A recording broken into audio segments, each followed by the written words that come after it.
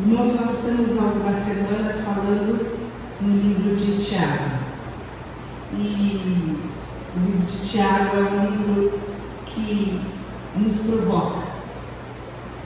É um livro que tira a gente da zona do conforto, porque trata de assuntos que eventualmente a gente não encontra em outros lugares da Bíblia, de uma forma tão direta e tão prática. E eu estava vendo uma história de Mahatma Gandhi, quando ele era um jovem estudante. Um dia chegou na mão dele os evangelhos, ele começou a ler os evangelhos. E ele começou a se apaixonar por aquilo. Ele falou, de repente, essa pode ser uma boa solução para esse sistema de castas tão terrível que a gente vive aqui na Índia. E ele decidiu, no domingo de manhã, ir numa igreja. E ele foi até uma igreja. Quando ele chegou, as pessoas eram diferentes das pessoas que ele estava acostumado, do povo dele. Em sua maioria eram brancos e tinha algumas pessoas na portaria. E a história conta que esse porteiro não deixou ele entrar e falou que ele devia adorar ao Deus dele junto com as pessoas da comunidade dele, com o povo dele. E ele foi embora, então, pensando, olha, se os cristãos também têm diferença de castas, eu posso perfeitamente continuar hindu. E essa é uma história que, se for verdadeira, como contam, é uma história trágica, mas é uma história que denuncia algo que há muitos anos, e principalmente antigamente, acontecia no meio do povo de Deus e no meio da nossa sociedade e em todas as escalas da sociedade, que é o preconceito, que é o favoritismo, que é o privilégio. E isso é uma atitude anticristã. E a palavra de Deus mostra para nós de diferentes formas e muito claramente como a soberania de Deus é agredida, como o amor de Deus, a lei do amor de Deus é agredida quando nós, de alguma maneira, deixamos que esses sentimentos permeiem o nosso coração. E Tiago está escrevendo esse que talvez seja o primeiro livro escrito no Novo Testamento. É um livro que foi escrito em meados de 45 depois de Cristo. Ele está escrevendo para um povo de judeus que eram cristãos que estão dispersos. Não é uma carta direcionada a uma igreja, uma carta que vai circular por muitas igrejas. E ele está ensinando aquele pessoal o que é ser cristão. Por isso que esse livro é como se fosse um compêndio intensivo de um discipulado daqueles violentos que você deve ter do lado da sua cama para você consultar e você viver, porque é algo muito poderoso, que traz para nós de uma forma muito clara aquilo que é o desejo de Deus para que nós possamos viver o Evangelho com muita seriedade. E tem muitos assuntos atuais. O foco do texto de hoje está em denunciar o pecado do favoritismo dos ricos em relação aos pobres, que era o caso que estava acontecendo aqui. Mas isso a gente pode estender para todo tipo de preconceito, para todo tipo de ação que faz com que você olhe uma pessoa e você julgue a pessoa pelo aquilo que você vê. Que você tenha inferências sobre quem é aquela pessoa a partir da imagem, da forma com que ela se apresenta. Essa é a história por trás dessa expressão, não julgo um livro pela capa.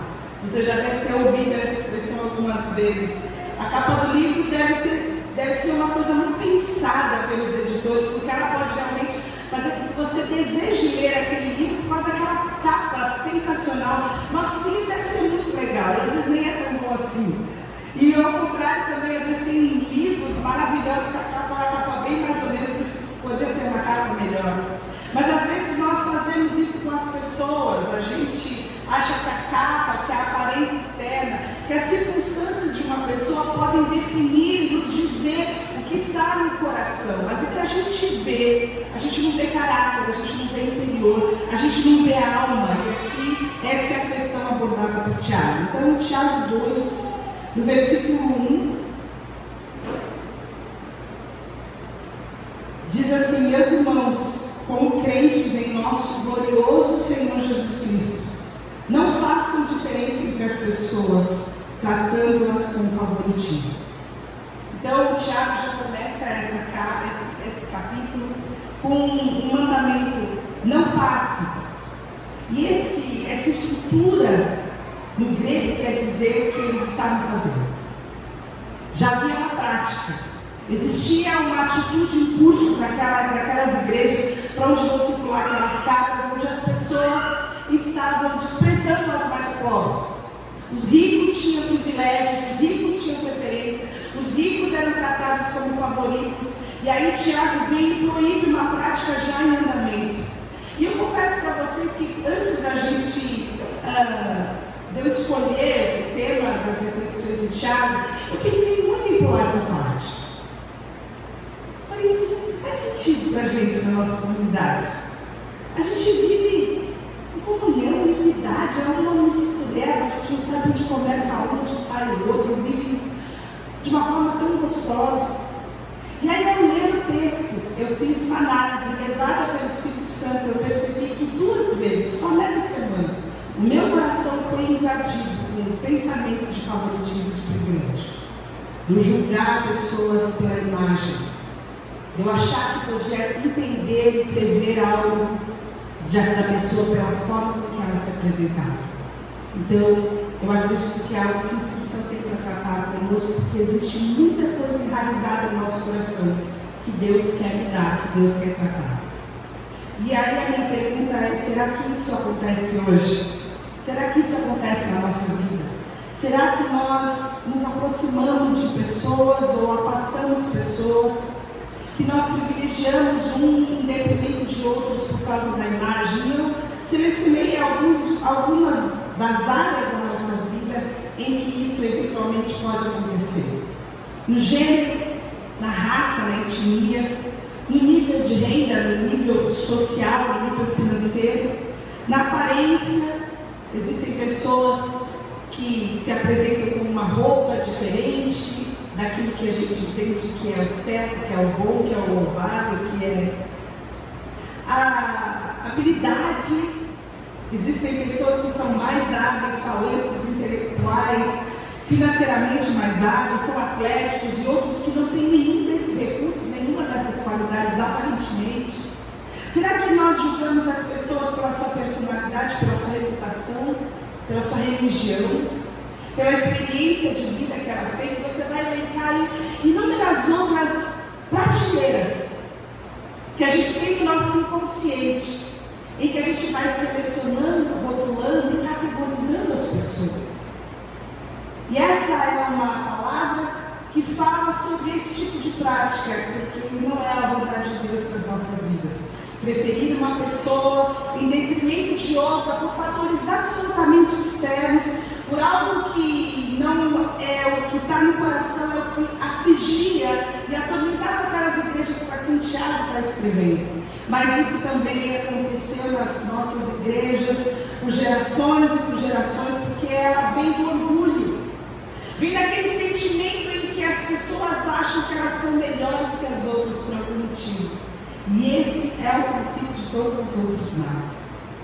Colossenses 3, versículo 11 e 12 fala o seguinte: nessa nova vida, essa vida que a gente tem em Cristo, já não há diferença entre grego e judeu, circunciso e incircunciso, bárbaro e cita, escravo e livre, mas Cristo é tudo e está em todos. Portanto, como povo escolhido de Deus, santo e amado, revistam-se de profunda compaixão, bondade, humildade, mansidão e paciência. O reino é esse reino de amor, aonde as pessoas não são diferentes. Um reino aonde não existe privilégio por cor, nem por gênero, nem por condição social, nem pelo tipo de trabalho que você tem, nem pela sua religião. O reino é para todos aqueles que confessam Jesus como seus senhores, porque Cristo é tudo e Cristo está em todos. Então a composição da igreja, a igreja de Jesus deve ser essa coisa maluca que confunde o mundo. Como que pessoas tão diferentes, gente de raça diferente, de cor diferente, de idade diferente, gente que vem de origem diferente, que são nascidos de culturas diferentes, se amam desse jeito e vivem juntos como se fosse uma família. Esse é o projeto de Deus, que a gente possa ter essa unidade onde Cristo é tudo e Cristo está em todos. diária? Será que longe desses laços de amor que o Senhor conquistou em Cristo para nós na cruz e que a gente vivencia nessa comunidade, nas nossas relações lá fora, será que nós também estamos expressando a vida de Deus? Será que nós estamos expressando essa vida de amor a todos, sem julgamento exterior? Quanto que verdadeiramente nosso coração está livre do favoritismo? Tiago vai dizer 3 coisas para a gente hoje. Que o favoritismo é errado porque ele usurpa a soberania de Deus. O favoritismo é errado porque ele alinha a gente no patamar daqueles que são os inimigos de Deus. E por último, o favoritismo é errado porque ele fere a lei do amor. E quando a gente fala da soberania de Deus, a gente encontra uma história que Tiago está contando, como se fosse uma situação hipotética. Ele conta uma história que a gente não sabe muito bem se é uma história hipotética ou se é algo que é uma prática na igreja. Mas ele fala o seguinte: meus irmãos, como crentes em nosso glorioso Senhor Jesus Cristo, não façam diferença entre as pessoas tratando-as como favoritismo. A gente já leu esse texto. E aí ele começa a falar: suponhamos que na reunião de vocês, entre um homem com anel de ouro, roupas finas, e também entre um homem pobre com roupas velhas e sujas. Se vocês derem atenção especial ao homem que está vestido com roupas finas e disserem: aqui está o lugar apropriado do Senhor, mas disserem ao pobre: você fique de pé ali, ou sente-se no chão, junto ao estrado onde eu ponho os meus pés, não estarão fazendo discriminação, fazendo julgamentos com critérios errados? É uma daquelas hipérboles, uma situação que você fala: mas isso nunca vai acontecer numa igreja. Imagina, na igreja acontecer um negócio desse. Que absurdo! Como assim? Para quem será que Tiago está escrevendo isso? Parece muito um absurdo para nós. Glória a Deus! Mas se você talvez tenha ouvido relatos de algumas igrejas que são onde todas as decisões vêm de uma cúpula de pessoas que têm mais condições financeiras. Você talvez tenha ouvido algum relato de que existe mais atenção para esses mais ricos, né, em algumas igrejas. Você vai ouvir relatos de que existem alguns irmãos mais simples que não têm voz, que não têm lugar, onde são delegadas para eles algumas oportunidades que talvez os outros não tenham, mas também não querem. E essa, graças a Deus, não é a realidade da nossa igreja, mas a igreja, entre aspas, evangélica, e principalmente na igreja norte-americana, ela tem uma história terrível e absurda de preconceito, de racismo e de segregação. Para nós chegarmos aonde nós chegamos ontem, muitos homens, muitas mulheres e muita gente, conduzidos pelo Espírito Santo de Deus, provavelmente falaram Tiago 2. Mas para muitas pessoas, durante décadas, essa mensagem entrou por um ouvido e saiu pelo outro. E nós vemos aqui que a primeira fala de Tiago é: olhe para Jesus glorioso. Você acha que você tem o direito de desprezar alguém por causa da sua condição? Olhe para Jesus glorioso. Quando a gente olha para a nossa fé em Jesus glorioso, a gente vê pelo menos 2 coisas. A primeira delas é que os nossos padrões são muito ridículos. O que para nós é muita riqueza, o que para nós é muito poder, o que para nós é uma grande reputação, não é nada comparado ao glória do Senhor Todo-Poderoso. Não é nada. Como os nossos padrões são mesquinhos. Quando nós exaltamos homens por causa do seu poder, por causa dos seus status, nós estamos roubando a glória de Jesus Cristo. Nós estamos deixando de reconhecer que absolutamente tudo que a gente tem e tudo que a gente é vem dele. E eu amo esse versículo de 1 Coríntios 4, 7. Fala: pois quem torna você diferente de qualquer outra pessoa? O que você tem que não tenha recebido? Isso recebeu porque se orgulha como se assim não fosse. Eu acho que Paulo está falando: quem é você na fila do pão? O que você acha que você tem na cabeça de achar que porque você tem umas aplicações aí, você é melhor que o outro irmão que está precisando de ajuda para comprar um gás? O que você tem na sua cabeça?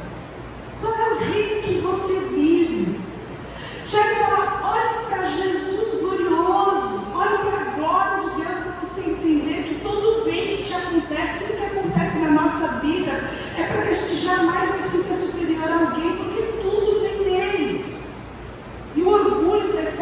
queda. O orgulho é uma coisa terrível. Um anjo de luz se tornou um diabo por causa do orgulho.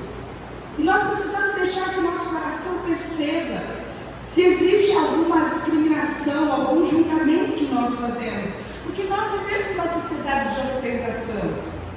A gente vive numa sociedade que exalta o poder, exalta o dinheiro, quando a gente deveria exaltar a glória de Jesus. Então a gente é absolutamente equivocado se a gente estiver concluindo que Tiago está falando mal dos ricos aqui. Ele não está falando mal dos ricos.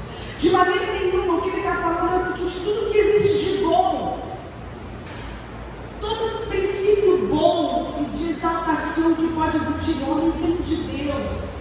E Deus trata todos igualmente. E aqui nesse lugar, ele está falando: você está errado quando você trata as pessoas de uma maneira diferente, desprezando umas ou outras por causa de questões externas, por causa das coisas que você vê. E a segunda coisa que a gente vê nesse texto, e está no versículo 5, fala: ouçam, meus amados irmãos, não escolheu Deus os que são pobres aos olhos do mundo para serem ricos em fé e herdarem o reino que Ele prometeu aos que o amam. A segunda coisa, quando a gente olha para Deus, e aí a gente vê a soberania de Deus, é que Deus escolhe todos. E quando Deus escolhe os pobres, Ele iguala, porque Ele concede aos pobres, a palavra fala, riqueza e fé e herança do reino. E sabe o que os ricos têm em Deus? Eles têm riqueza e fé e herança do reino. O que o texto está dizendo é que a fé não é oferecida para alguém com base em alguma coisa que Deus vê ou em algum mérito. Deus não escolhe alguém por ser pobre, porque ele é pobre. Ele escolhe alguém que é rico, porque aquele dinheiro pode ser útil no reino. Ele escolhe alguém porque ele prevê que aquela pessoa vai ser obediente, e aquela pessoa vai ser diligente, aquela pessoa... Não, ele escolhe pela graça. Deus nos escolhe, nós somos salvos só pela graça. Nós não temos mérito nenhum, nós não temos favor nenhum. Se a gente tivesse algum mérito, a salvação dependeria de algo que se origina em nós. Nós não temos nada, absolutamente nada para que Deus nos escolha. Mas quando Ele nos escolhe, quando Ele nos chama, Ele dá a todos igualmente riqueza e dá a todos igualmente a herança do reino. As virtudes espirituais, elas não são categorizadas, elas não têm privilégio nenhum. A gente sabe, pela história da igreja, que existiam muito mais pobres do que ricos. Os ricos são pontuados. A gente sabe de Zaqueu, de Nicodemos, de Barnabé, de Filemon. Lá na carta de 1 Coríntios, quando Paulo fala sobre os ricos e os pobres, ele fala: olha, poucos eram sábios segundo os padrões humanos, poucos eram os poderosos, poucos eram os de nobre nascimento, mas Deus escolheu as coisas loucas desse mundo para confundir as sábias. Deus escolheu, e ponto. E quando Deus escolhe, Ele capacita. Quando Deus escolhe, Ele dá riqueza. Quando Deus escolhe, Ele libera todos pela sua graça. Nós precisamos entender que, muitas vezes, as pessoas que têm menos recursos são os pobres de espírito. Os pobres de espírito são aqueles que conseguem ver a necessidade que elas têm de Deus. E para aqueles que têm tudo, Jesus falou isso depois que aquele jovem rico saiu triste, porque ele tinha muita coisa para perder. Ele falou: como é difícil que o rico entre no reino. Mas para Deus nada é impossível. A continuidade fala: por que é difícil? Porque é o suficiente. Ele precisa de Deus para um pouco. Ele só vai precisar de Deus quando ele precisar de alguma coisa que o dinheiro dele não pode comprar. Aí ele corre para Deus. Mas quando o dinheiro dele puder comprar todas as coisas, ele não precisa de Deus. Por isso que muitas vezes as pessoas com menos recursos são mais inclinadas a buscar de Deus a favor, a depender de Deus, a confiar em Deus, a buscar ajuda, a entregar o seu caminho, a clamar por misericórdia, a ver milagres, e Deus faz. Mas não é privilégio dessas pessoas, é porque elas estão absolutamente abertas para tudo o que Deus tem.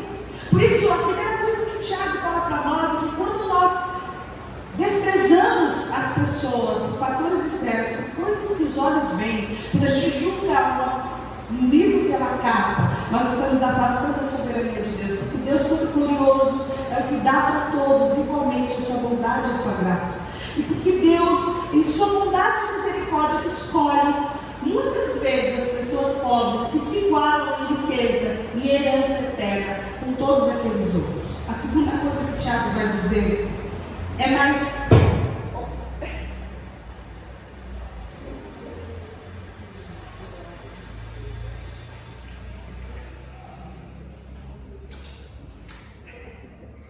Olha, se ficar esse silêncio, eu posso continuar. Quando todo mundo começar a suar...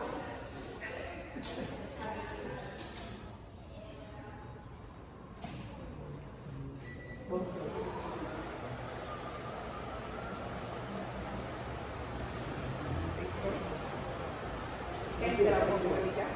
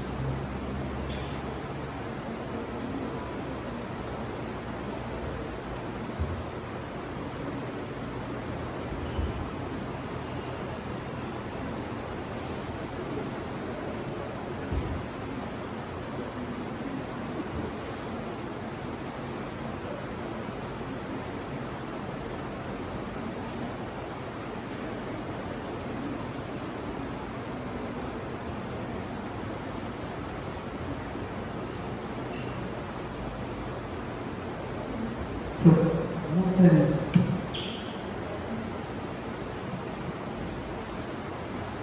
Vocês estão comigo ainda? Oi? Não desista. Vamos lá. Segunda parte, então. Mas vocês têm se pesado pobre. Não são os ricos que oprimem vocês. Não são eles os que os arrastam para os tribunais. Não são eles que difamam o bom nome que sobre vocês foi invocado? Tiago aqui, ele está denunciando uma prática que está acontecendo na igreja. Essa história de que imaginem que tem um pobre. Nos parece aqui que a coisa estava feia nessa igreja. E ele afirma que ao fazer distinções entre as pessoas, por fatores externos, quando a gente escolhe uma pessoa e despreza a outra, a gente está desonrando essa pessoa. E a desonra não cabe no reino de Deus. E nós somos agentes do reino de Deus, onde a gente leva o nosso nome, a gente leva o nome de Jesus. A gente vê o preconceito que houve, principalmente racial, que danos terríveis que deixou na nossa sociedade. A gente teve a oportunidade de ver o musical da Rua Azusa, que foi retratado de uma forma tão artística, tão linda, o que acontecia com William Seymour, que era um homem negro que amava Jesus, amava a palavra, e ele tinha que assistir às aulas de teologia do lado de fora da sala, porque o negro não podia entrar na sala junto com os brancos. E ele não podia orar junto com os outros irmãos, porque ele era negro. E esse homem negro foi um homem que Deus levantou para trazer um dos maiores avivamentos que a história da igreja já viu. E na igreja onde ele era ministro, era pastor, uniam-se negros e brancos para louvar e celebrar o nome de Jesus. Mas essa é só uma pequena parte da história. A gente sabe que boa parte da igreja era envolvida com a Ku Klux Klan. A história é nefasta quando a gente imagina que pessoas que foram lavadas e redimidas pelo sangue de Jesus foram capazes ao longo de anos, de décadas, de praticar o que está de forma tão clara e absurda aqui em Tiago 2. Essa não é a vontade, esse não é o propósito de Deus. Quando você despreza alguém, você se torna uma pessoa. Quando você despreza alguém por se sentir superior, você trata as pessoas com indiferença, por qualquer tipo de favoritismo, isso é pecado. E o William Barclay explica o porquê essa questão do pobre era tão séria naquela época. Porque o rico muitas vezes era credor de um sem número de pessoas. E o credor ele tinha a possibilidade dada pela lei de machucar, de ferir o devedor, de arrastá-lo para o tribunal. E muitas vezes ele era preso, a família dele era presa, as pessoas sofriam no corpo, sofriam com os seus familiares sofriam por causa de problemas financeiros. Eles eram machucados, eram feridos e eram aprisionados. E provavelmente essa era uma das histórias que estava acontecendo nas igrejas para quem Tiago escreve. E ele fala: vocês são opressores. E quando vocês oprimem, vocês estão difamando o nome que vocês invocam.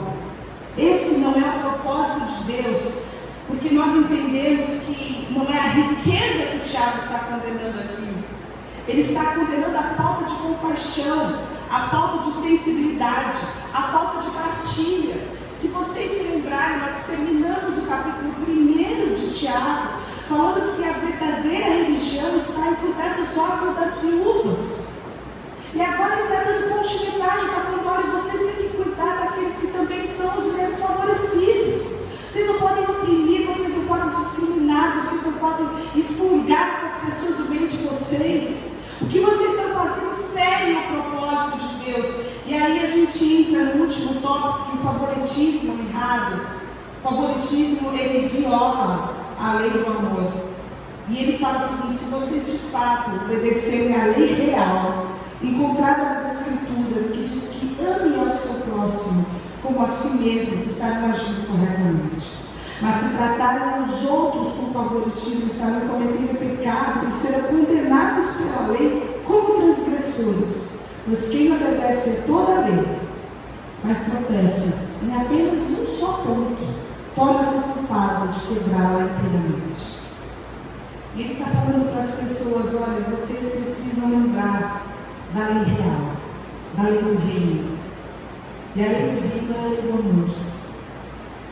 A gente tem esse mandamento de Levítico 19:18, amarás o teu próximo como a ti mesmo, repetido 6 vezes nos evangelhos. E de novo Paulo fala em Romanos, de novo Paulo fala em Gálatas, Tiago fala do texto aqui.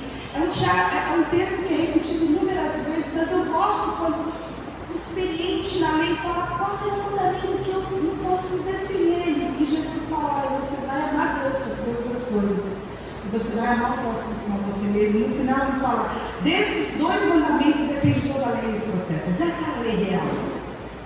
Essa é a lei do reino. Há o amor. O amor é a lei do reino. E quando nós de alguma maneira desprezamos as pessoas, quando nós escolhemos as pessoas, quando nós de alguma maneira só temos um favoritismo, a gente está falhando, a gente está ferindo a lei do amor. E esse é o grande ponto do segundo mandamento: como a ti mesmo. Quando você se preocupa com as suas necessidades, você se preocupa com a necessidade do outro, da mesma maneira que você se preocupa com a sua. Quando você tem os seus sentimentos, você não vai ferir os sentimentos do outro, da mesma maneira que você não queria que os seus sentimentos fossem feridos. Você vai respeitar os desejos do outro da mesma maneira que você gostaria que os seus desejos fossem respeitados. Você não vai fazer com ninguém algo que você não gostaria que fizesse quisesse convencer. Parece tão simples. E que sociedade linda nós teríamos se nós aplicássemos isso no nosso dia a dia. Se de fato nós não falássemos com as pessoas como a gente não gosta que falem com a gente. Se a gente não fosse egoísta com os outros, porque a gente se ofende quando alguém é egoísta com a gente. Essa é a prática da lei real. É para essa prática simples que Tiago está nos chamando. E ele fala assim: você não viver isso, não adianta você querer abraçar todo o resto da lei. Não adianta você querer fazer pós-graduação em teologia se você não consegue viver a lei do amor. De você não fazer com o outro aquilo que você não gostaria que fizesse com você. Você está vivendo o princípio básico do reino ainda. E na continuidade, se vocês continuarem lendo os versículos seguintes, ele fala: olha, não adianta você não adulterar e assassinar, ou você assassinar e você não adulterar, não adianta. Você terá quebrado a lei. Você terá ferido o princípio da lei, que é o princípio da lei do amor. Então, quando a gente mostra o favoritismo com as pessoas, nós estamos ferindo a lei. Mas quando a gente privilegia alguém que a gente sabe que está ferindo a lei do amor, a gente também é conivente com eles. É sobre isso que o Tiago está falando.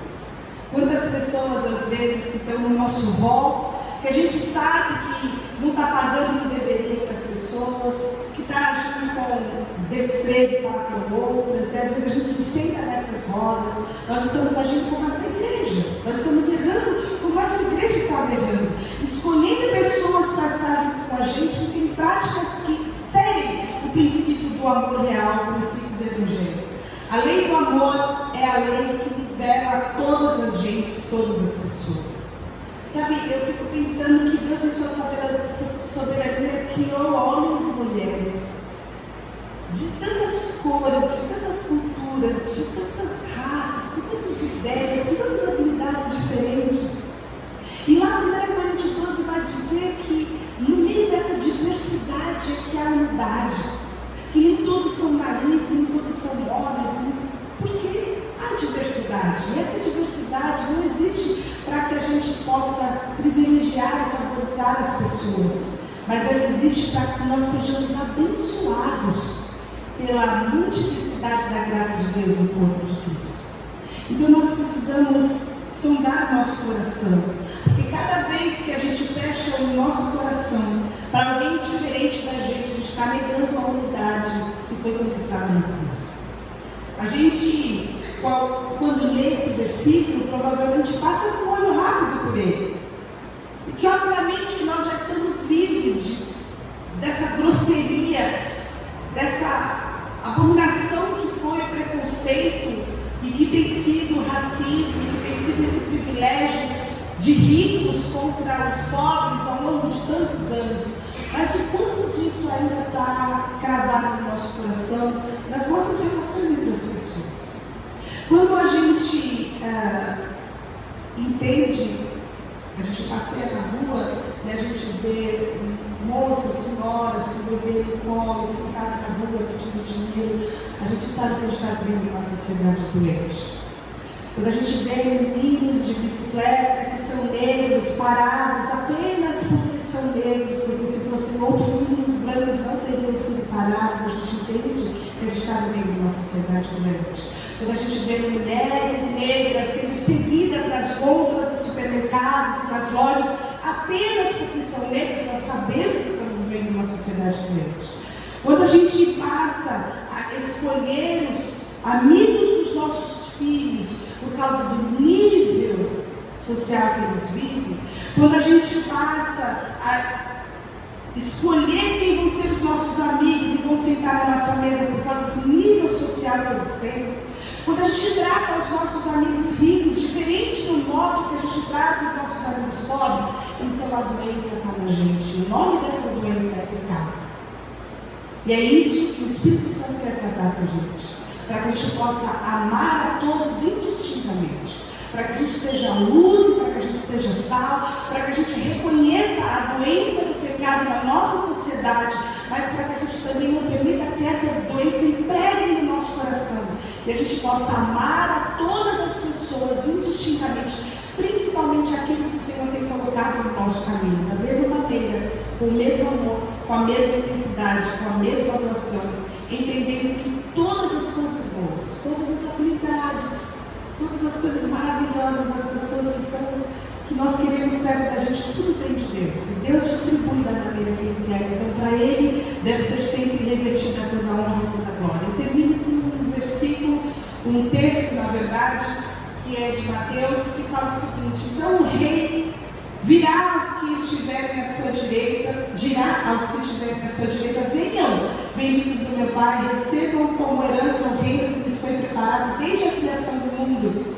Pois eu tive fome, vocês me deram de comer, eu tive sede, vocês me deram de beber, eu fui estrangeiro e vocês me acolheram, necessitei de roupas e vocês me vestiram, eu estive enfermo e vocês cuidaram de mim, eu estive preso e vocês me visitaram.